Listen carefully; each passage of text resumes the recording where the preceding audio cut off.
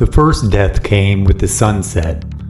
In the fall of 1885, the farming community of Willow Creek, Iowa, was preparing for winter after the harvest.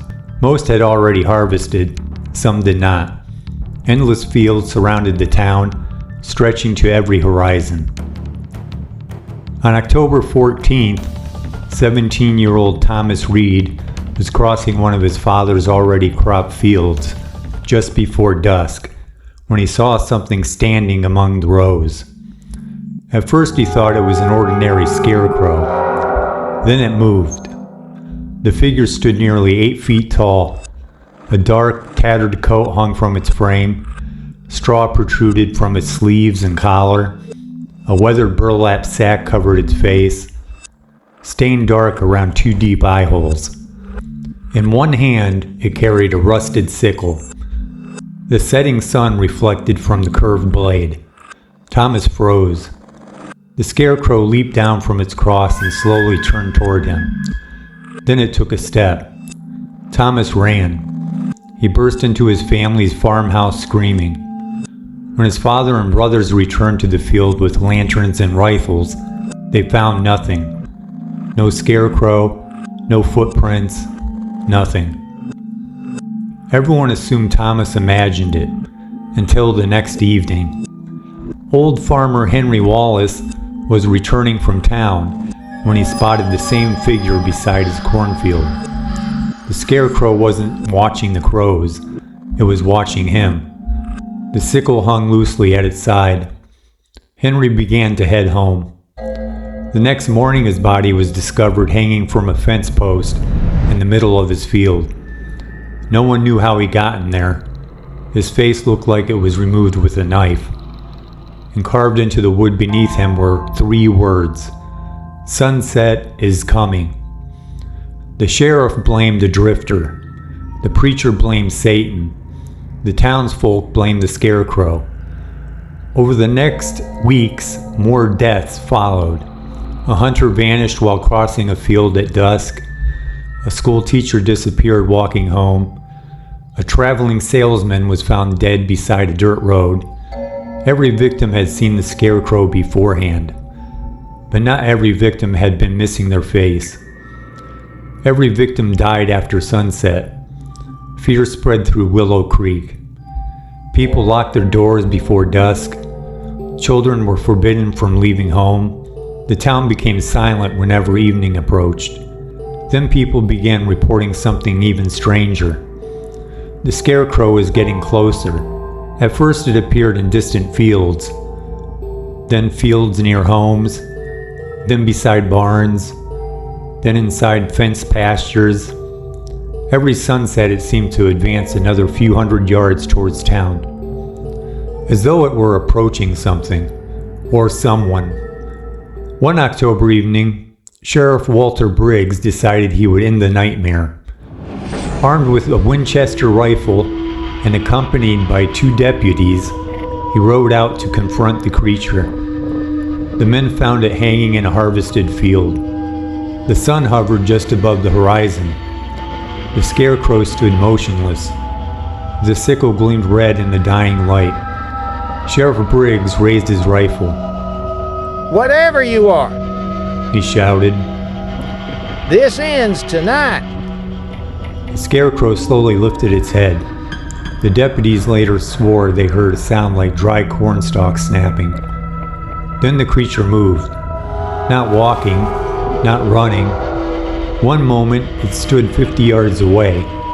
The next it was directly beside the sheriff's horse. The horse screamed and bolted. Gunshots exploded across the field. The creature vanished into the corn. The deputies fled. Only Sheriff Briggs failed to return. His horse was found the next morning. The saddle was empty. Traces of blood lay across it. The sheriff was never seen again. Panic consumed Willow Creek. Families packed wagons and fled. Those who remained gathered inside the church each evening.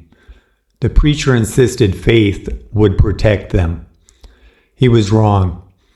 One Sunday at sunset, while delivering a sermon, the church door suddenly swung open. A cold wind rushed inside. Standing at the far end of the aisle was the Scarecrow. Dozens of people screamed. The creature's burlap face stared silently at the congregation. Its sickle dripped with blood. The preacher raised a crucifix. The Scarecrow pointed its blade toward him. The church bells began ringing violently on their own. The windows shattered. The lanterns extinguished. When people finally relit them moments later, the Scarecrow was gone. So was the preacher. Only his Bible remained. The town abandoned the church the next day. The evening air grew colder as winter was soon approaching. Yet the Scarecrow continued appearing at sunset, watching, waiting, drawing closer. Then one evening, a stranger rode into town. His name was Ezekiel Crowe, an elderly historian carrying a trunk filled with old records. After hearing the stories, he spent days searching county archives. Eventually, he uncovered a horrifying secret. Before Willow Creek existed, another settlement occupied the same land. In 1849, the entire small settlement disappeared. Every resident vanished. Not a single survivor remained. The abandoned town had been erased from official records. But Ezekiel discovered one surviving journal. Its final entry read, "After you harvest the corn, it harvests the people. God help us when the sun bleeds red." The night Ezekiel shared his findings, Ezekiel found another clue hidden inside the journal, a sketch. The drawing depicted a towering scarecrow carrying a sickle, the same creature. The sketch was dated 1821, more than 60 years before the current sightings. Ezekiel turned his head towards the others. That's one hell of a sketch, is it not? The others agreed. No one slept. At sunset the next evening, the townsfolk gathered in the square. They intended to destroy the creature together. Hundreds of lanterns illuminated the streets. Dozens of rifles were loaded. As the sun descended, a strange silence settled over Willow Creek. Then someone pointed towards the western fields. The Scarecrow stood there, motionless, waiting. The crowd opened fire. Bullets tore through his coat. Straw exploded from its body. Still it remained standing. Then the sun touched the horizon, and every lantern in town went out. Darkness swallowed everything. People screamed, gunshots echoed. The sound of something moving through the crowd followed. Something impossibly fast. The metallic scrape of a sickle drifted through the darkness. Then silence.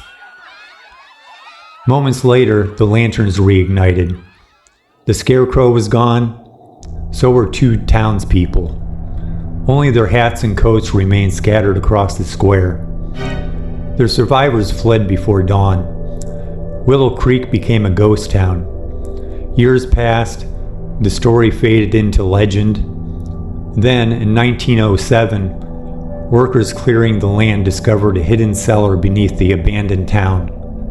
Inside they found hundreds of scarecrows, some old, some recent, all dressed in human clothing. Each wore the clothes of someone who had vanished. And every scarecrow had a face. Not burlap, human faces. Perfectly preserved, frozen in expressions of terror. Investigators counted over 200 of them. The final scarecrow stood in the center of the cellar. It wore a black coat. In one hand rested a rusted sickle. Pinned to his chest was a note. Only 7 words were written upon it. The next harvest begins at sunset. The cellar was sealed. The scarecrows were burned. Yet every autumn, although farmers rarely use scarecrows these days, Farmers across Iowa still report seeing a tall figure standing among the corn at sunset. A figure carrying a sickle. A figure whose burlap face never moves until someone looks away. And when they look back, it's always closer.